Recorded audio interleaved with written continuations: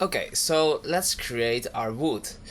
We need to sculpt it, right? And you can see here that it's mostly done with a crease brush and maybe a little bit of like the grab brush to just move it a little bit around so it's not too straight.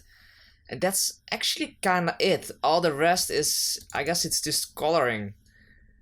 We don't really have a weird forms in here or something that is impossible to do with a mouse at least. So yeah, the first thing I want to do is I'm just gonna hide everything else off. That is why we put everything in these collections, right? It's just easier. And to be honest, this is already our low poly, right? So that is the very nice thing about this.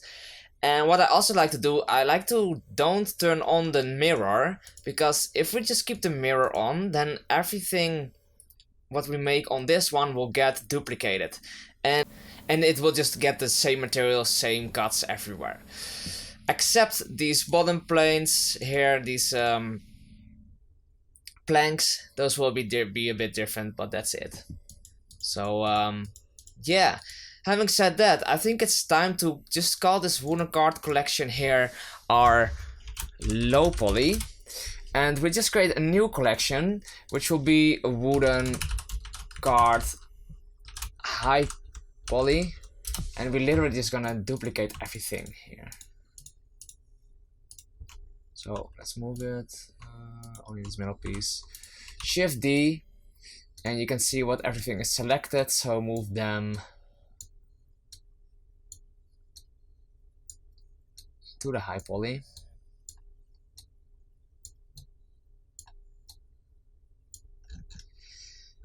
We can hide the low poly for now and look in our high poly. So first thing I like to do is I'm just gonna get rid of these mirrors, okay? Only this mirror, only this one. Not needed. Not needed. Nope. And this one not. Awesome. So first thing I like to do is just give these a few more edge loops and try to make them square, as I thought before. So these are nice and square. We did it already with this wheel. These are nice and square, these are nice and square. Here a bit more. So yeah, with the planks, let's do that as last. Let's do this one first. Here. And this one, that's quite squarish. This one as well. That seems nice. And then we have these, so let's count them. Let's do... how many should we do? Let's do 4. So this also 4, this one also 4. So having done this to the high poly, now we can kind of create the subdivision surface. But you can see in a lot of places it still does give it a way too smooth subdivision level. So what you can do there is just give it even more subdivisions. But now because we made them square, so let's look, we made them square and I'm gonna give it a subdivision of 1. With the simple subdivision, so it doesn't smooth out. You can see that it gets perfectly subdivided in 4 nice pieces, right? So yeah, that is the reason why I do it. And now if you look at, you can see that it's less smooth. So let's give it another, let's give it another 2 in simple. And you can see that they are still nice and square, and except here before, but yeah, that's okay.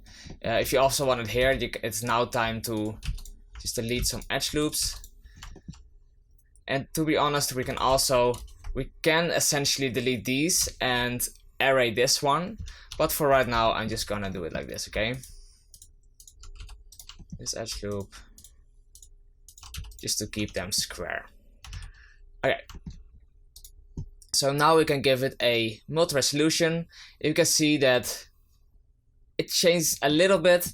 If this is still too much for you, just give it another subdivision, okay? Don't be scared about that. So a simple subdivision, bam.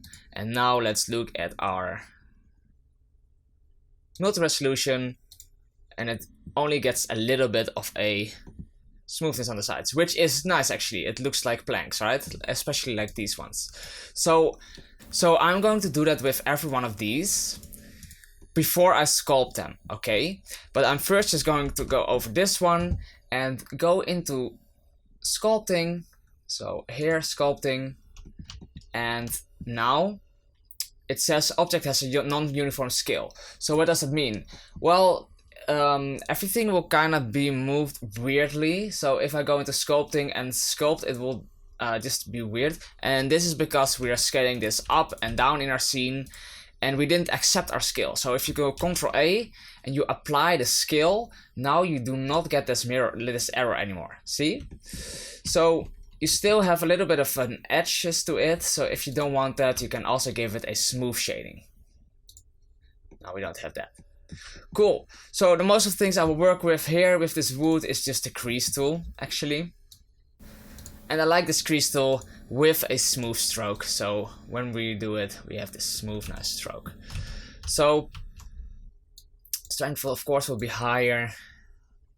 And I think we should even go higher in our sculpt levels already and create these cool sculpts. Awesome. So yeah, this will be a little bit of what I'll be doing, and you can of course see what I'm doing. So let's get started.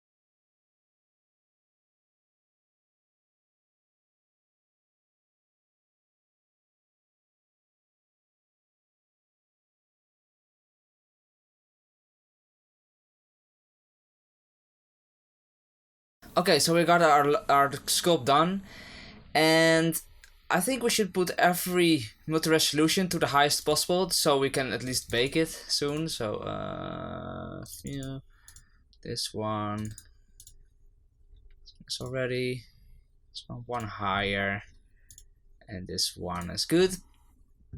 Awesome.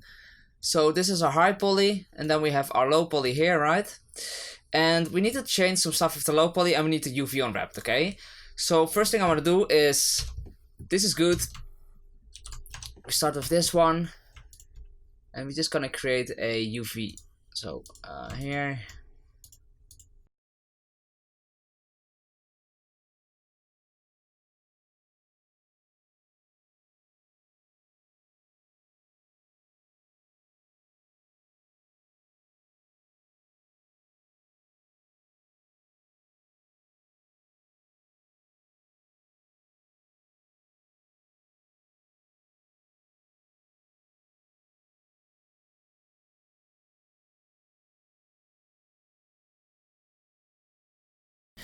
As well as this one, apply the scale, and now create a seam.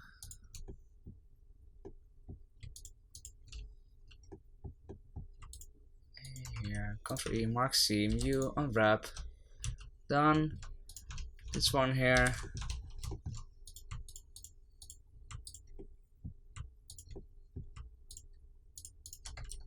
Mark seam, U, unwrap. We need to apply the scale first. Now it's better. Then we have these bottom pieces, applying the scale first, Shift H. This one is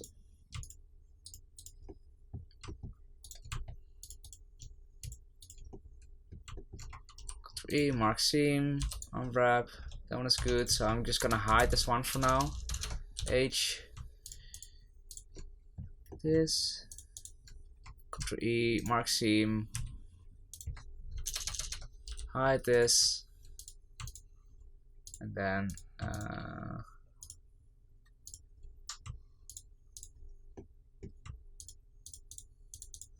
Ctrl E, mark seam, you unwrap, Alt H, unwrap it. Cool, they are good. Then we have our wheel. I think the wheel is not really low poly, so we should be able, we could change that if you want. Let's get rid of these edge loops. This edge loop is not needed, and also not all these. Oh, except the middle.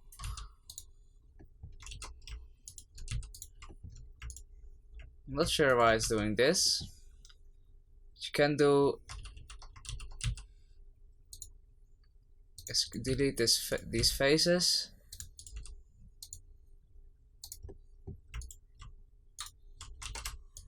And bridge these edge loops. So bridge edge loops, and this better. We can also delete this edge loop and this one.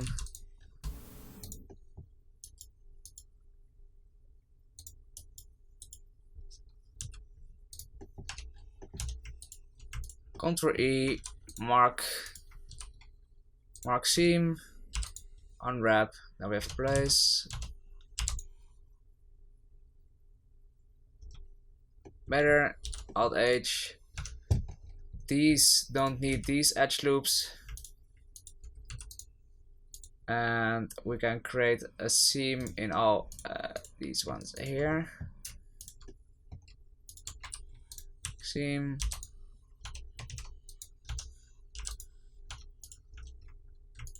Same here.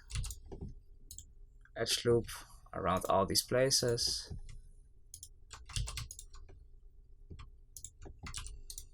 Make sure you apply the scale.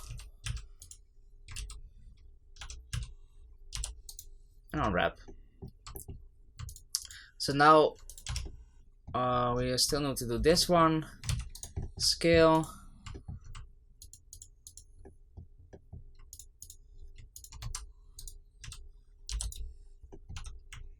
Alt H. Select everything.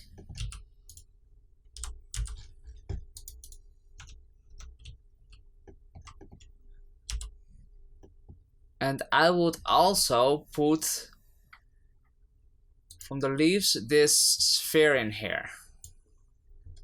Okay, so let's also UV unwrap the sphere. So I'm actually gonna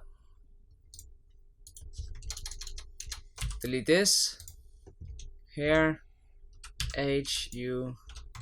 Apply the scale. Perfect. So let's select all of this. Select everything. You unwrap, and everything is unwrapped. Right now it's also time to look which parts you want bigger and which you want smaller. The bigger you give it, the bigger of a place you give it here in the UVs, the bigger, like the more detail you can put on it. But I will keep it at this right now. I'm gonna create a new material and then do image texture. I just want to check if we have any stretching going on, so I'm gonna create a new material. 2048 to 2048 and UV grid. Okay, and I of course want to look at this in our material. So if you have this going on and only one has the material, then just select that one as last, Ctrl L and click on materials. So now everything has this material, and you can see that there is no stretching going on and it looks beautiful.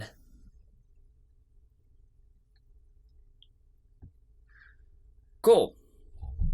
So now we can also bake it.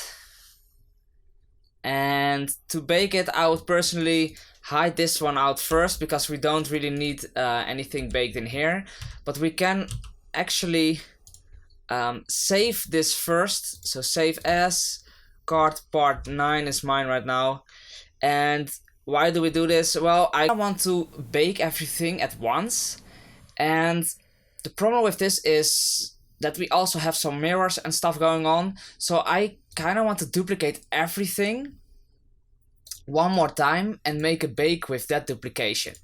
So, okay, let's go here and duplicate collection. And here we have this whole collection duplicated. I want to delete the sphere out of this one. And merge all of these together without the mirror modifiers, okay? So get rid of these mirror modifiers.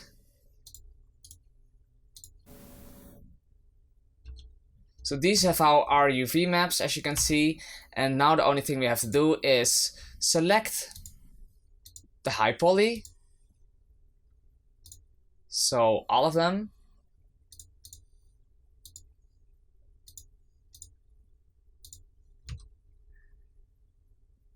And then the low poly as last.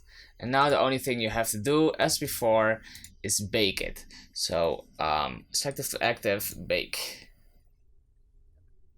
Okay, awesome. So as you can see, we have some of these like yellow parts going on, and that is just because this is going in here.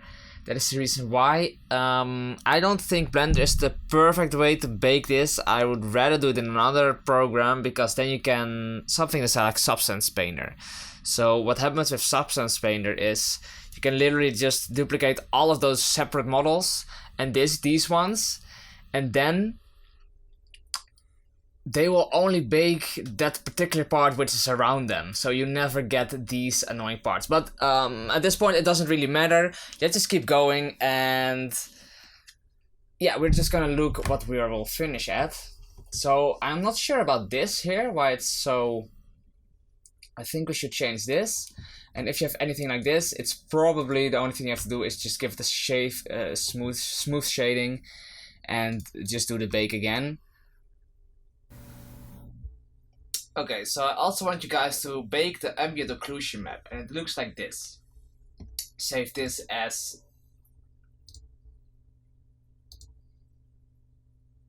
card, and then instead of normal card, AO card. So ambient occlusion. And we can actually, you can see that there already are black and white details in this, and this will come in very handy later on. So yeah. So we have our AO map, And what I want to do is I want to put two maps in here. So the AO goes into a RGB mix node, which I put to multiply. It goes into the base color. And then we make another map, which is 2048 by 2048. I made it white. And we're gonna paint on this map. So just go into the texture paint section. And we can kind of hide this as of right now. But what this does is it keeps our AO here. So we have our shadows. And even if we paint over it, it will, like, these shadows will stay. Which is very nice. So we don't really have to paint that in anymore. So let's go here. And let's go to texture paint. And you can see whatever I draw on here, comes here. So make sure you are in your leaves diffuse. And what I also did is I put a our texture here, or our picture here next to us. So with S, you can literally just select a. So there are most of the time there are like 3 different colors. So there's very bright, very dark, like here, and then we have a little bit of what is in between. So I will take that one and I will just color it, and I can also color it in down here, which is so nice. So I will put the strength all the way up for this one and just color this. I think we can do this whole thing. Bam. Awesome. So now we just need to put in some textures. So what we're gonna do is just gonna create this here, and then just do small little lines so we at least have a difference in here. So I'm gonna do this, and yeah, you guys will see what I am doing, and that's kind of it. So yeah.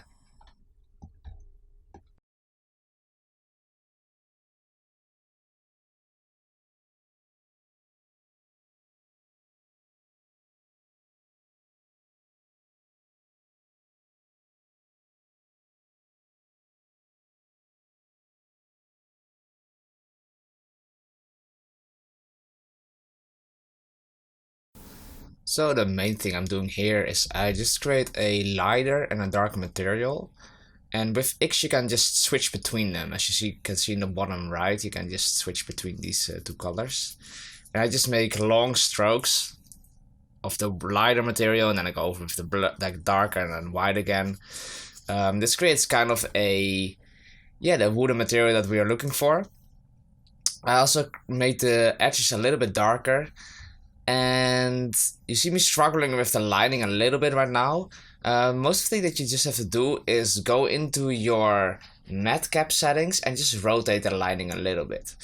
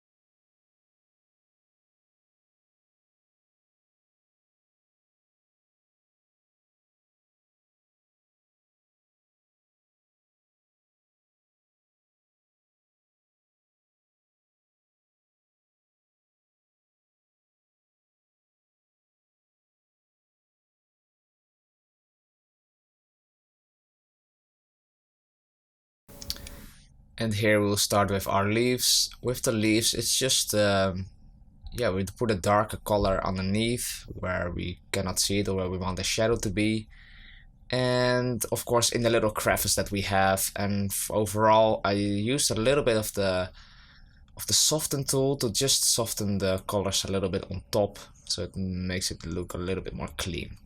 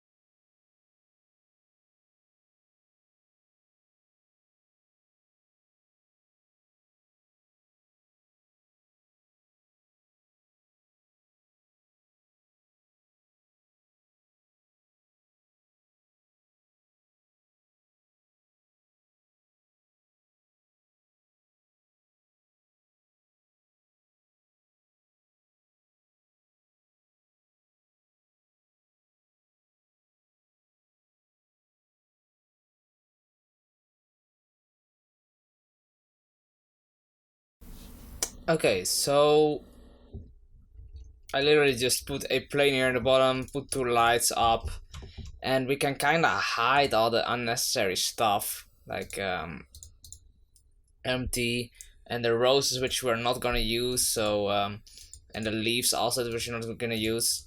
You can even delete them, to be honest. Just make sure you save it one more time and then save it in another file.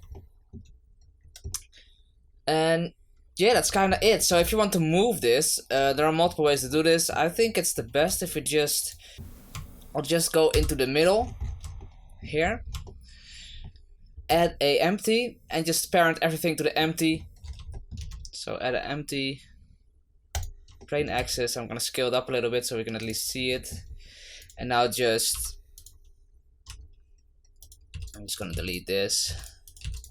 We don't need it anymore. We don't need these anymore. Select everything.